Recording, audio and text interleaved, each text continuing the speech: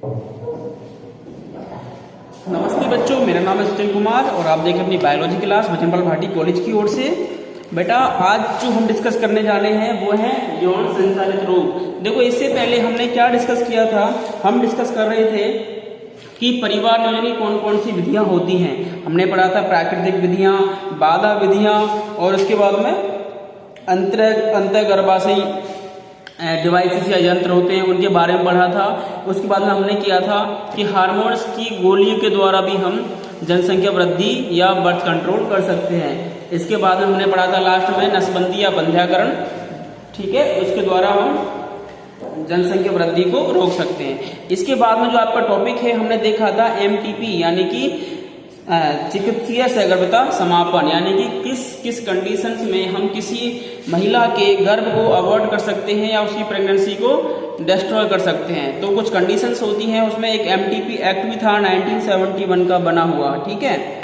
उसके बाद में आपने लास्ट क्लास में डिस्कस किया था उल्फ भेदन यानी कि एमनियोसेंटेसिस। वह एक ऐसी प्रीनटल डायग्नोस्टिक तकनीक है, यानी कि जन्म से पहले बच्चे की जांच की तकनीक है जिसके द्वारा हम बच्चे का लिंग और बच्चे में जन्मजात बीमारी इत्यादि का पता लगा सकते हैं उल्फ भेदन के द्वारा।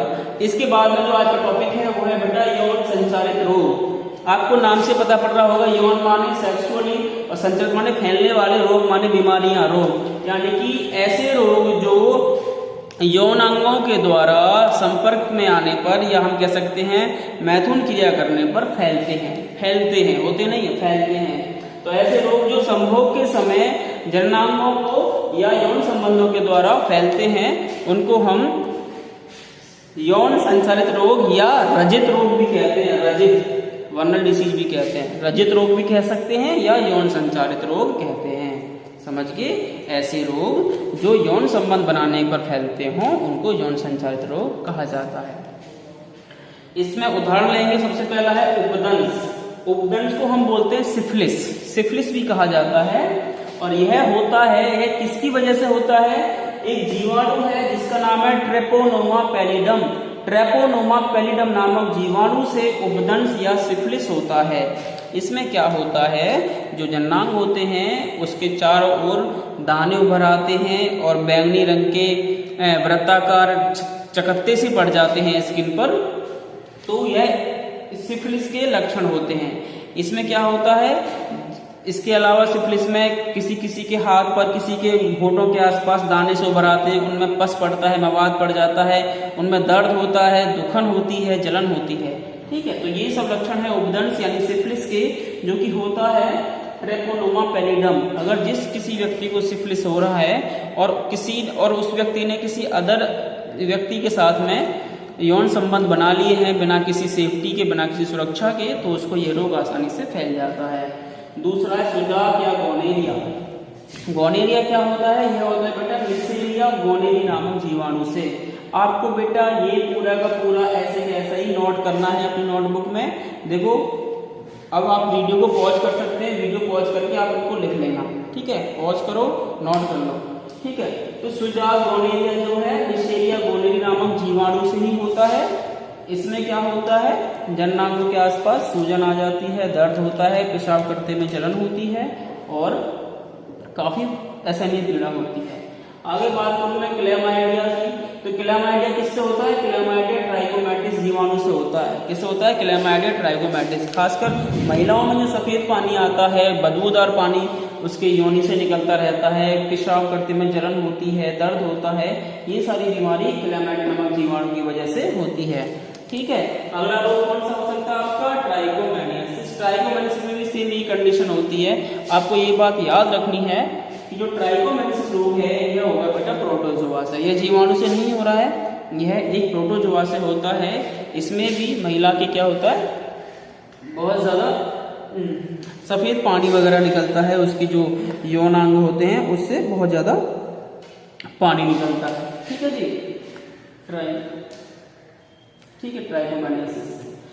अच्छा, इसके बाद चलेंगे जननांगों का हर्पीज रोग। हर्पीज, जहां भी शब्द आ रहा है समझ जाओ, हर्पीज हमेशा होता है विषाणु से। तो अगर जननांगों में हर्पीज हो रही है, हर्पीज का मतलब क्या है? घाव हो जाते हैं, मोटे मोटे पस वाले फुंसी फोड़ा से बन जाते हैं जननांगों पर। तो वो होता है आपका हर्पीज सिंप्लेक्स विषाणु से। किससे होगा? हर्पीज सिंप्लेक्स विषाणु।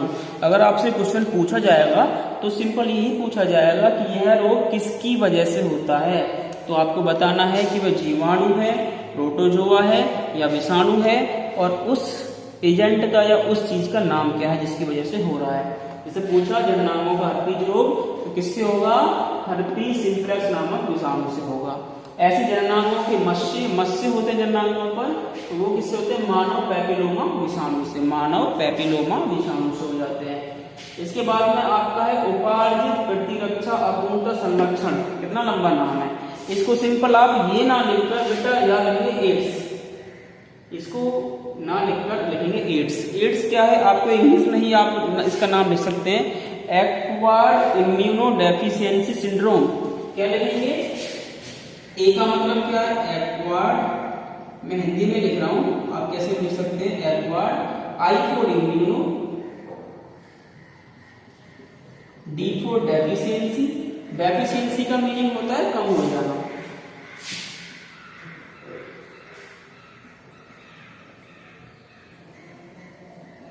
डेफिशिएंसी, और एस फॉर सिंड्रोम।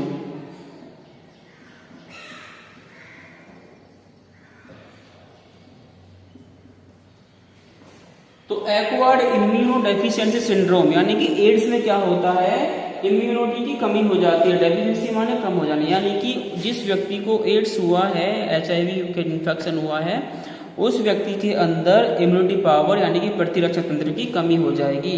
जब प्रतिरक्षा उसकी कमजोर हो जाएगी तो उस व्यक्ति को बहुत सारे रोग आके घेर लेते हैं और उसकी मृत्यु हो जाती है। तो एड्स किससे होता है? इसका मेन कारण क्या है? मानव प्रतिरक्षा अपूर्णता विषाणु है, इसका नाम है HIV। इसका नाम है ह्यूमन। एस से क्या है? ह्यूमन या मानव। आई से क्या है? इम्यूनोडेफिशिएंसी,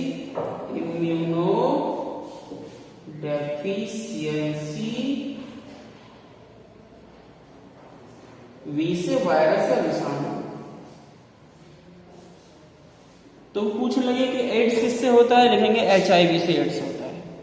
एड्स की full form acquired immunodeficiency syndrome, और HIV जिसकी वजह से एड्स होता है उसकी full form human immunodeficiency virus या विषाणु। ठीक है, ये आप लिख देंगे। तो एड्स का पता कर लिया। एड्स में के बाद में हम पढ़ेंगे यकृत शोथ।